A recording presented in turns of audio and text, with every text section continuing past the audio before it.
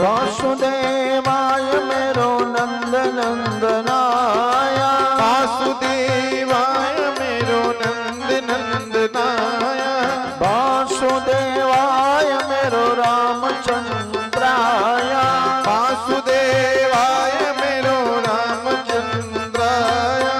ओम नमो भगवते वासुदेवाय, ओम नमो भगवते वासुदेवाय, वासुदेवाय मेरो रामचंद्राय, वासुदेवाय मेरो रामचंद्राय, वासुदेवाय मेरो रामचंद्राय, वासुदेवाय मेरो रामचंद्राय। ओम नमो भगवते वासुदेवाय, ओम नमो भगवते वासुदेवाय, वासुदेवाय वासुदेवाय वासुदेवाय वासुदेवाय। भजन चल रहा है। रोज 100 माला का नियम है। 100 माला नित्य करते हैं भगवान के नाम की, तब जल पीते। धीरे धीरे भगवान में मन लग गया। अब एक दिन राजा भरत के साथ एक घटना हो गई। घटना कुछ ऐसी हुई, नदी के किनारे भगवान के नाम की माला का जप कर रहे थे। इतने में पीछे से सिंह के दहाड़ने की आवाज सुनाई पड़ी। इन बच्चों को शांत करिए। सिंहों के दहाड़ने की आवाज सुनाई पड़ी और जैसे ही दहाड़ सुनी उनका ध्यान टूटा, और ध्यान टूटा तो देखा बगल से एक हिरनी ने छलांग लगाई, और छलांग जैसे ही हिरनी ने लगाया, उस नदी को पार करते करते हिरनी जल में नदी के किनारे गिरी और उसके पेट में गर्भ था। हिरनी के पेट का गर्भ उस नदी के जल में गिर गया। नदी में हिरण का बच्चा गिरा। जैसे ही भरत जी ने देखा, दौड़ के हिरण के बच्चे को उस जल से निकाला और निकाल करके उसका शरीर पोंछा और उसको आग दिखाई, आग जलाई, वन से पत्ते इकट्ठे किए, लकड़ियां एकत्रित की, आग जलाई, उसके शरीर को गर्म किया। हिरण की आंखें बहुत बड़ी बड़ी होती हैं, उनकी आंखों में बड़ा आकर्षण होता है। जैसे ही भरत जी ने उस हिरनी के तरफ देखा, लगा मानो यह कह रही हो कि बाबा अब तो हमारे बालक के रखवारे आप ही हो, हमारे बच्चे के रखवारे आप ही हो, आप ही रक्षा करना। अब उनके मन में दया का प्रबल भाव जागा और भरत जी ने उस हिरण के बच्चे को उठाकर आग जलाकर शरीर गर्म किया और आज से भरत जी की माला छूट गई। जो नित्य रोज 100 भगवान के नाम की माला चला करते थे, वह माला छूट गई। अब तो हिरण का बच्चा उनके जीवन में आ गया। अब उसी हिरण के बच्चे को रोज खिलाते, लाड़ लड़ाते, दुलार करते, सब रोज नाना प्रकार की सेवा करते। वन से मुलायम दूब लाते, घास लाते, उस बच्चे को खिलाते। मेरा बाबू, मेरा बच्चा, मेरा बालक। ठीक ऐसा ही हमारे साथ भी होता है। हम भी हमने भी जीवन काल में हमने भी बहुत सारी पूजा की, बहुत सारी तपस्याएं की। सोचा अंत में भगवान की कथा सुनेंगे, परलोक सुधारेंगे, लेकिन बीच में विवाह हुआ बच्चे का, और बच्चे का विवाह हो गया तो घर में बहू आ गई तो बहू का एक सुंदर सा बेटा हो गया। और जैसे ही बेटा हुआ, उस बेटे में हमारी बड़ी प्रीति लग गई। प्रेम से बोलिए जय श्री कृष्ण। बहुत प्रेम लग गया। अरे हमारे बाबू, अब उसी में पूरा अपनी ममता लगा देते। और ये ममता बहुत खतरनाक है। बहुत खतरनाक विषय है ममता। निवेदन करूं, अब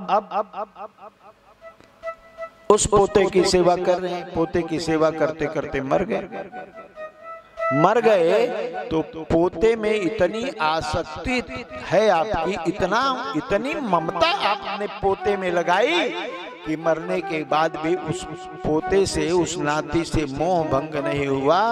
और मर के भी जब दूसरा जन्म होता है तो उस पोते का बेटा बनकर आ जाते हैं, पोते की बेटी बनकर आ जाते हैं। प्रेम से बोलिए जय श्री कृष्ण।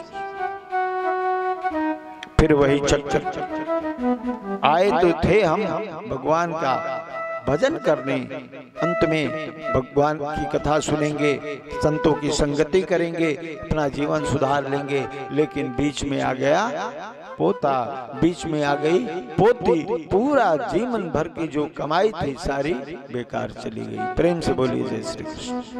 इसलिए अंतिम समय में यही प्रयास करो कि गोविंद से हमारी लगन लग जाए। ये नाती पोते, ये भाई बंधु, ये सब शरीर के नाते हैं, आत्मा का बंधु तो केवल गोविंद है। प्रेम से बोलिए जय श्री कृष्ण। इसलिए मृत्यु के समय हमेशा चिंतन गोविंद का करो।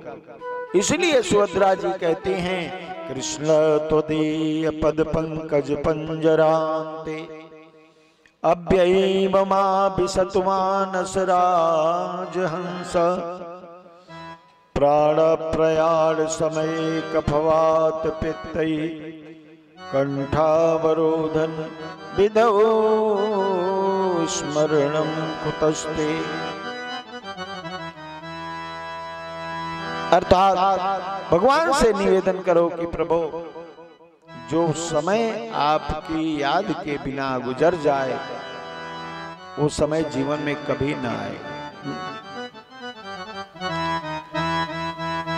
अब तो भरत जी के जीवन में आ गया हिरण का बच्चा, रोज उसी को खिलाते हैं, रोज उसी को लाल लड़ाते हैं, प्यार करते हैं। एक दिन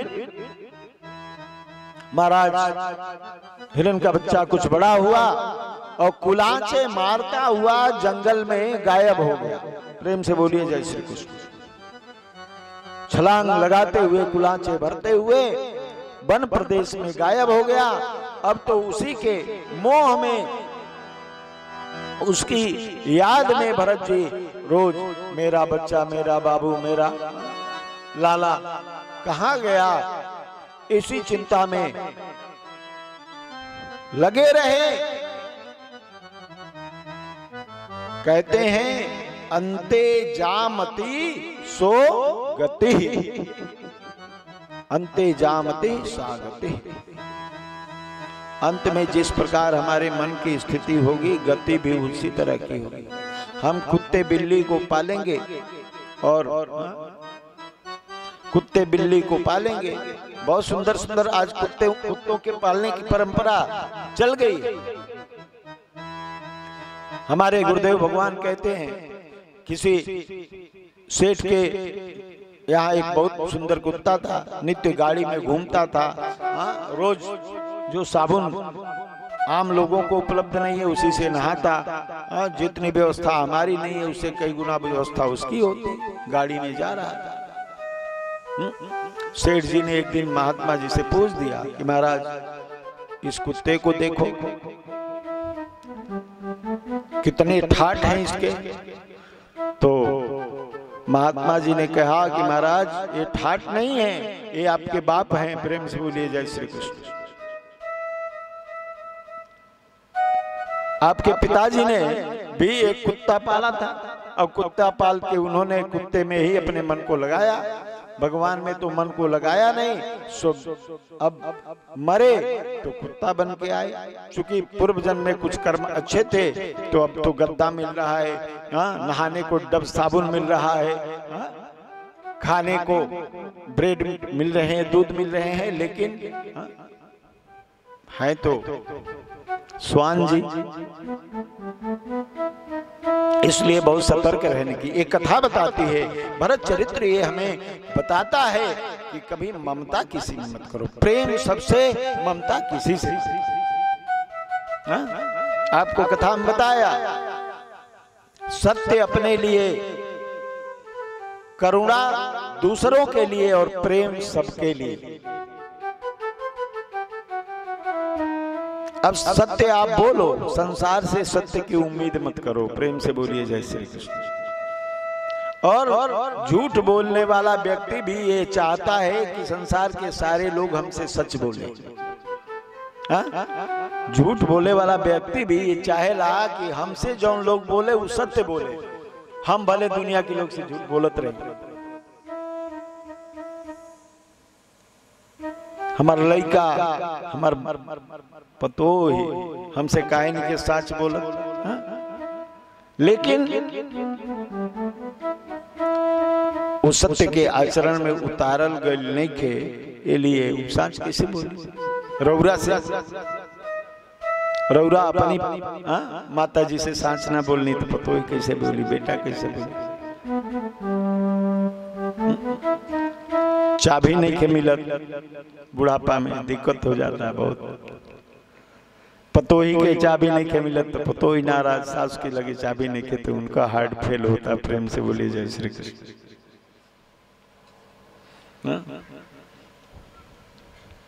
हमारे एक कथाकार हैं राघवेंद्र शास्त्री जी, बहुत पहले उनकी कथा कहते थे कि अगर आपको जीवन में परिवार के लोगों से बड़ा सुख प्राप्त करना है तो आपके पास पैसा भले ना हो, एक बक्से में खूब गंभीर गंभीर कपड़े रखिए, कुछ 2-4 ईंट पत्थर के टुकड़े डाल के बक्सा को खूब बढ़िया ताला लगा के बंद करके उसकी चाबी अपने पास रख लीजिए।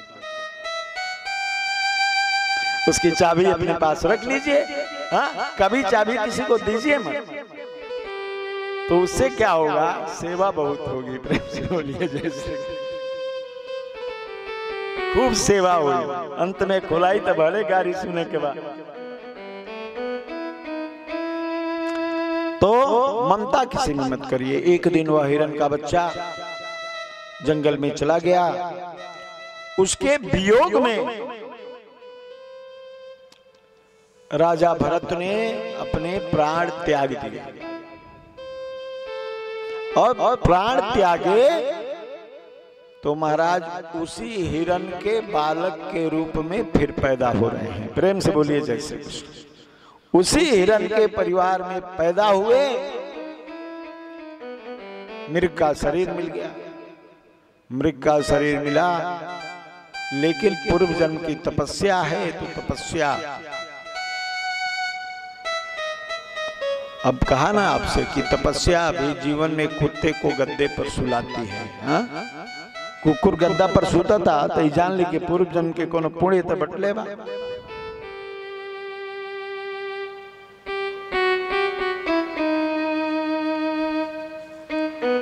राम जी के दरबार में एक बार सवेरे का समय एक कुत्ता आया। राम जी के दरबार में कुत्ता आया और कुत्ता खड़ा था। राम जी का दरबार लगा था, सारे लोग अपनी अपनी फरियाद लेकर आते थे, राम जी उसका निर्णय देते थे। तो कुत्ता भी खड़ा रहा। सब लोग जब निपट गए तो राम जी का ध्यान गया।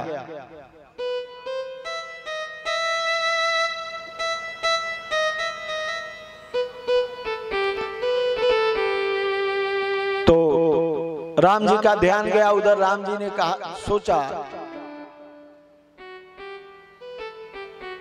कि भाई ये कुत्ता प्रातः काल से खड़ा है। पूछा कि आप क्यों खड़े हैं? बोले महाराज मेरी भी फरियाद आप सुन लीजिए। बोले आप की फरियाद क्या है? बोले मैं रास्ता पकड़ के जा रहा था, एक पंडित जी ने मुझे अनायास बिना किसी गलती के 2-4 लठ मार दिया। तो राम जी ने कहा कि पंडित जी को बुलाया जाए। पंडित जी को दरबार में हाजिर किया गया। ये बहुत प्रचलित कथा है। पंडित जी आए तो राम जी तो ब्राह्मणों का बड़ा समादर करते हैं, सम्मान करते हैं। तो पूछा महाराज, मेरे तो समझ में नहीं आ रहा कि इस ब्राह्मण को क्या सजा दूं। कुत्ते से पूछा कि आप ही इसकी सजा बता दो, हम इसको क्या सजा दें। तो कुत्ते ने कहा कि महाराज, इनको किसी मठ का महंत बना दीजिए। प्रेम से बोलिए जय श्री कृष्ण। मठाधीश बना दीजिए। राम जी बड़े हंसे, बोले तुमने मार खाई और इनके लिए मठ का महंत बनने। मठ के महंत भी तो एक तरह से राजा के जैसे ही होते हैं, बड़ी सेवा मालपुआ काटने को मिलता है। तो कुत्ते ने कहा, सरकार पूर्व जन्म में मैं भी मठाधीश था। प्रेम से बोलिए जय श्री कृष्ण। मैं भी मठ का महंत था, आज कुत्ते के जन्म में पड़ा हूं, कुत्ते के शरीर में पड़ा हूं, इसलिए इनको कुत्ता बना दिया जाए। हा? तो याद रहे, धन में ममता होगी, हा? पुत्र में ममता होगी, पुत्री में ममता होगी तो बड़ी दुर्दशा होगी। हा? और शरीर के प्रति मोह यदि आपका खत्म हो गया तो समझ लीजिए कि 80% काम तो आपने पूरा कर लिया है। आपकी सदगति होने में, आपको भगवान का लोक प्राप्त करने में कोई रोक नहीं पाएगा। करना ये है, संसार के केवल बेटे बेटी, संसार, घर, मकान, दुकान, इन सारी चीजों से केवल मन को हटा लीजिए। मन को हटा के और गोविंद के चरणों में बांध दीजिए। प्रेम से बोलिए जय श्री कृष्ण। सुखदेव जी कहते हैं, राजन अब जन्म हो रहा है मृग के घर में। बड़े होने लगे भरत जी, बड़ा हुए, लेकिन पूर्व जन्म की तपस्या है, याद नहीं गई। कहा, मन में विचार करते हैं कि अबलौ नसानी अब ना नसी हूं। राम कृपा भव निशा सिरानी, अबलौ नसानी अब ना नसी हूं। अब गलती हो गई, कान पकड़ते हैं, अब गलती नहीं करेंगे। खाई सो खाई, आगे राम दुहाई, अब नहीं खाएंगे।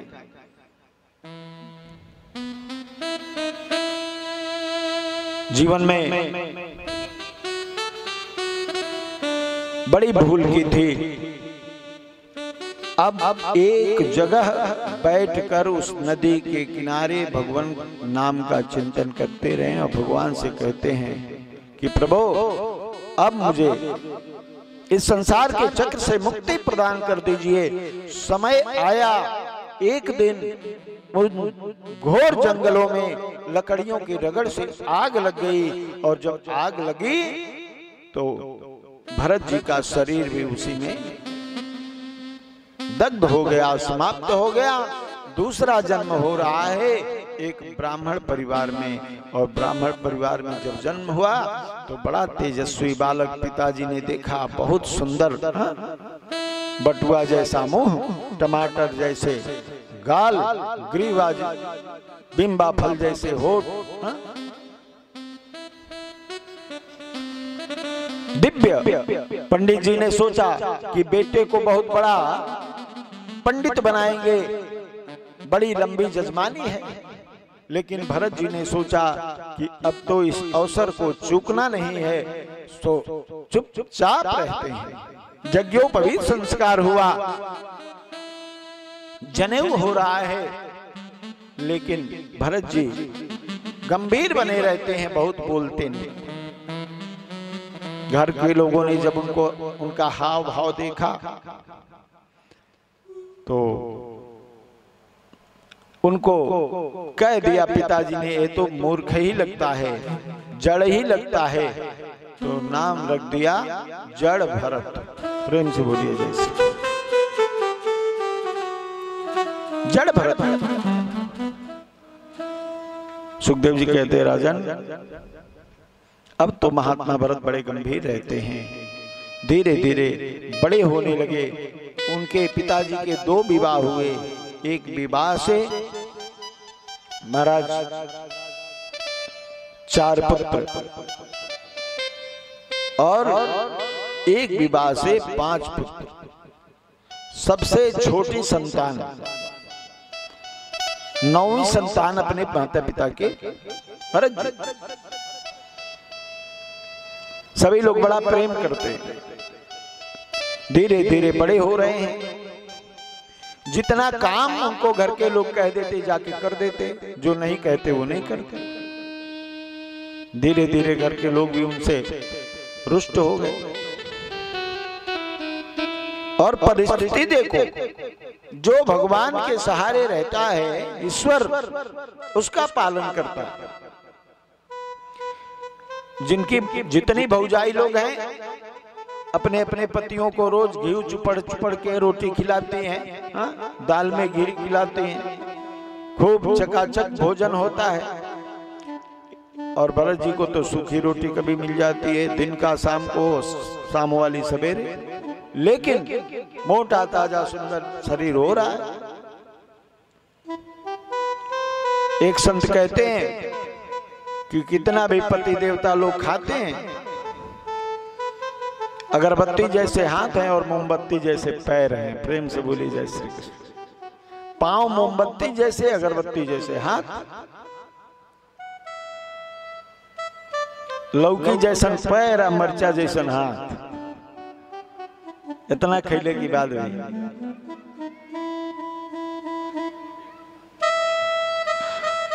अब पेट कोहड़ा जैसे। आज चाह गई चिंता मिटी, मनवा बेपरवाह, जाको कछुना चाहिए, सोई साहंसा। जिसकी चिंता कोई नहीं करता, उसकी चिंता भगवान करता है। हाँ? एक बड़ी प्रसिद्ध कथा आती है, किसी ने एक चींटी को किसी डब्बे में बंद कर दिया और सोचा जरा देखूं ये कहां से पाती है। और 2 दिन बाद जब डब्बा खोला तो देखा एक शक्कर का टुकड़ा उसी में। तो भगवान सबका पालक है, अपना सब भगवान पर छोड़ दे। भगवान तो प्रतिज्ञा भगवान ने की है, अनन्यास चिंतयन्तो माम ये जनाः पर्युपासते। जो अनन्य भाव से, अनन्य न अन्य, अनन्य जो अन्य का चिंतन नहीं, जैसे पत्नी अपनी पति के सिवा किसी का चिंतन न करे, छोटा बालक जैसे अपने माता पिता के अलावा किसी का चिंतन न करे, तो भगवान उसी प्रकार अपने भक्तों की रक्षा करता है। करई सदा सबकी रखवारी, करई सदा सबकी रखवारी, करई सदा सबकी रखवारी, हो करई सदा सबकी रखवारी। जिमि बालक राखै महतारी, जिन बालक राखै महतारी, करई सदा सबकी रखवारी, करई सदा सबकी रखवारी। जिस प्रकार कोई खेलता हुआ बालक परछाई, कोई डरावनी परछाई देखकर डर जाए, दौड़ता हुआ आता है, अपनी माता की गोद में समा जाता है और माँ उसको अपना आंचल ओढ़ा लेती है।